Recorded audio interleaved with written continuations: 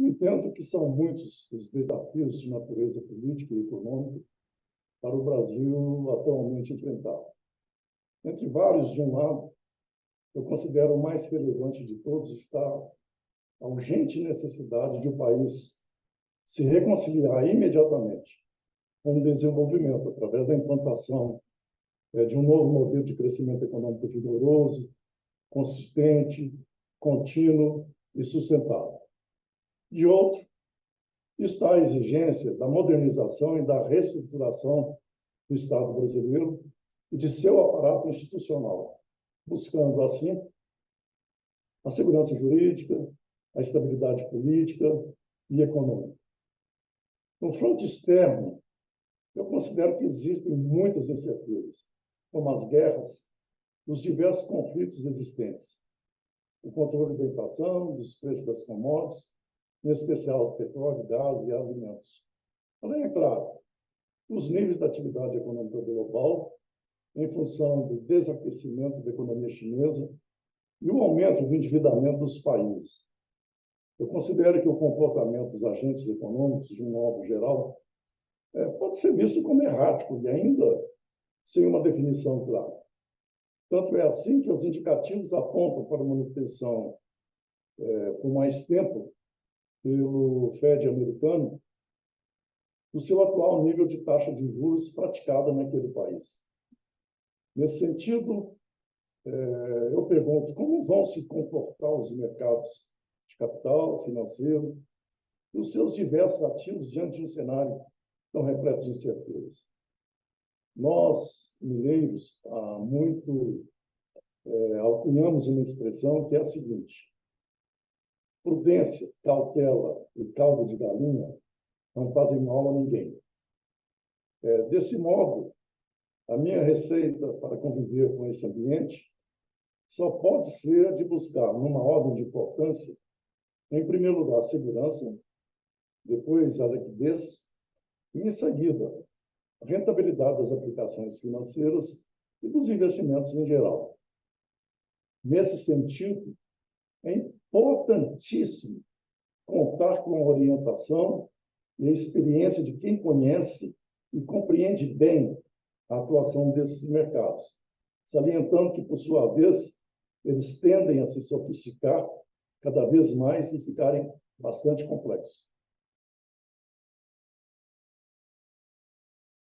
Por mais que se esforce na prestigiação fiscal, a verdade é que temos um desequilíbrio que não será saneado nem nesse ano, nem nos próximos. Como tínhamos previsto, a expectativa do mercado no começo do ano de 5 reduções de 0,25 cada uma da taxa de juros americanas estava equivocada. Os investidores esperam hoje somente 3 reduções este ano, o que é mais em linha com a nossa visão de, no máximo, 2 baixas este ano. O problema é que essa esperança justificou no primeiro trimestre uma exuberância dos investidores. O melhor indicador sendo a alta da Bitcoin de mais de 60% nesse período. Enquanto isso, a taxa de juros a 10 anos sobre as obrigações americanas do governo subiu somente de 4% para 4,2%, longe dos 5% que consideramos apropriados em vista da política orçamentária muito frouxa dos governos ocidentais. Por memória, o déficit americano foi de 6,3% em relação ao PIB em 2023, e com uma previsão de somente uma pequena redução dela em 2024 a 5,6%. Isso significa, por nossa parte, cautela nos investimentos durante o segundo trimestre do ano. Muita coisa boa já está embutida nos preços atuais, o que mais abre espaço para decepções do que para boas surpresas. Nossos conselheiros nos advertem sabiamente para 3 importantes questões. No âmbito global, a força da economia norte-americana faz com que a inflação permaneça insistente e a queda de juros pode demorar mais tempo para acontecer. Com isso, recomendamos a nossos clientes que fiquem investidos em juro de curto prazo em dólar, aguardando uma possível e provável correção nos mercados acionários. Aqui no Brasil, o desafio de promover crescimento sem causar desajuste fiscal é imenso. Com isso, o mercado acionário sofre com a volatilidade e permanece nos mesmos patamares, enquanto o dólar valoriza em relação ao real. E os juros? Bem, os juros devem continuar altos até o final do ano. E nós recomendamos que os clientes mantenham a estratégia CDI+.